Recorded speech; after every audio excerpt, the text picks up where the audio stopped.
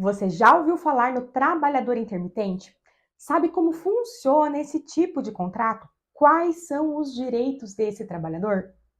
Eu sou a Prof. Gilvanso, advogada e professora universitária, e aqui nesse canal nós descomplicamos o direito trabalhista e previdenciário. No vídeo de hoje, nós vamos desmistificar esse conceito do trabalhador intermitente.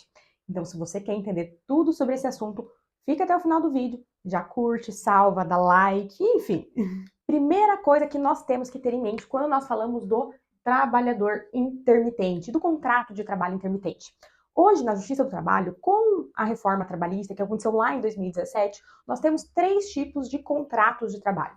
Que seria o contrato por prazo determinado, que é aquele contrato que tem um prazo para começar, um prazo para finalizar, tá? O contrato por prazo indeterminado. Aqui no contrato por prazo indeterminado é a regra geral, tá? Então, a maioria dos contratos, eles são por prazo indeterminado, o princípio da continuidade da relação de emprego. E aí nós temos a outra modalidade, que seria o contrato intermitente. Esse contrato aqui, intermitente, como eu falei para vocês, então veio uma inovação da reforma trabalhista, e ele veio justamente para que aqueles trabalhadores que normalmente trabalhavam na informalidade, para que agora eles tenham seus direitos trabalhistas reconhecidos. Vamos lá para a gente entender melhor. Seu João, por exemplo, ele era garçom e sempre ele era convocado para trabalhar, ele era chamado para trabalhar em um determinado restaurante quando havia mais movimento ou para cobrir folgas de outros funcionários. Então ele não tinha aquela questão da habitualidade. Ele era convocado quando o restaurante precisava dele. Era o que nós chamávamos de freelancer. Hoje, esse seu João, esse freelancer, ele tem um contrato destinado para ele, que é o contrato intermitente. Então, vamos para as regrinhas desse contrato intermitente. Precisa obrigatoriamente ter contrato escrito, tá? Um contrato escrito, ele tem que ser, tá? Escrito, ele não pode ser verbal, como os demais, com espécies de contrato de trabalho. A carga horária desse funcionário aqui vai ser pré-estabelecida em dias, meses, enfim, aí vai ficar a critério das partes, tá? Esse período aqui, ele vai ser intercalado entre períodos de atividade e períodos de inatividade, tá? E o período que ele vai estar inativo, ele mantém o seu contrato de trabalho lá, aguardando ser convocado. Então, como que funciona essa convocação? A convocação do trabalhador intermitente, ela deve ser feita com 3 dias de antecedência.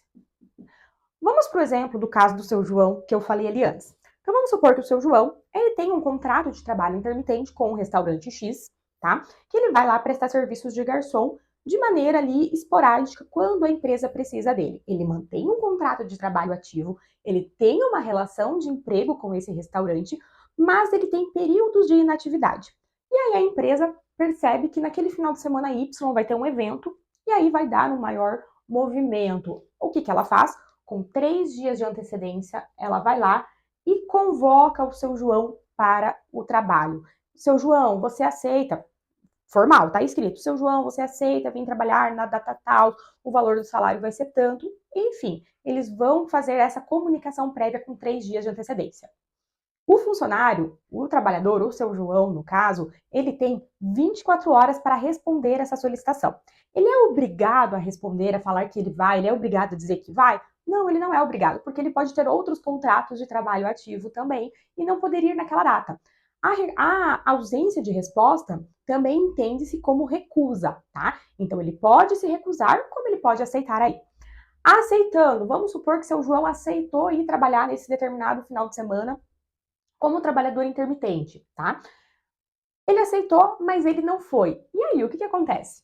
Multa. Então, a parte que... Então, o seu João, por exemplo, aceitou e não foi, ele vai ter que pagar uma multa da 50%, tá? Multa de 50%, metade do valor que ele iria receber para trabalhar nesse período, tá? Então, o seu João foi convocado, não foi, vai pagar, aceitou, né? E não foi, vai pagar uma multa de 50%.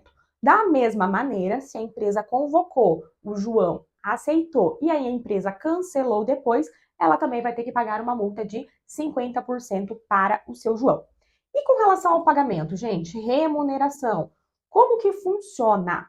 Esse funcionário aqui, esse trabalhador intermitente, ele vai ter todos os direitos dos demais trabalhadores. Todos os direitos que um trabalhador, por exemplo, do contrato de trabalho indeterminado tem.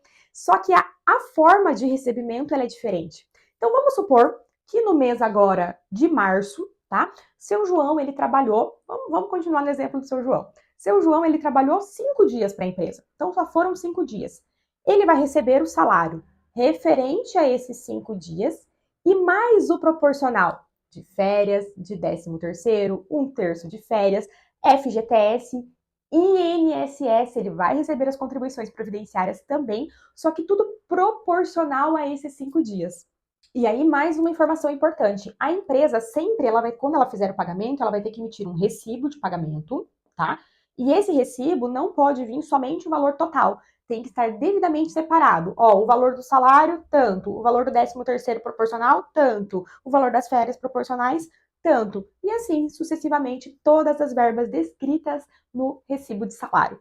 Ah, mas enquanto esse funcionário não está prestando serviços, ele vai continuar, ele tem carteira de contrato, né? Ele tem carteira de trabalho assinada, ele vai continuar com o seu vínculo de emprego vigente, certo? Então, realmente, o que nós podemos observar aqui nessa modalidade de contrato, que ela busca a fuga da irregularidade daqueles profissionais que trabalhavam como freelancer e hoje eles têm carteira de contrato assinada, eles têm carteira de trabalho assinada, eles têm contrato de trabalho e eles recebem todas as verbas de maneira proporcional aos dias trabalhados e não obrigatoriamente precisam ir trabalhar todos os meses. Então, se você gostou desse vídeo, já deixa aqui nos comentários. Se você tem qualquer dúvida, pode deixar aqui também. E a gente se vê na próxima terça-feira. Eu sou a Prof. Juvanço, descomplicando o direito trabalhista e previdenciário. E até o próximo vídeo. Tchau!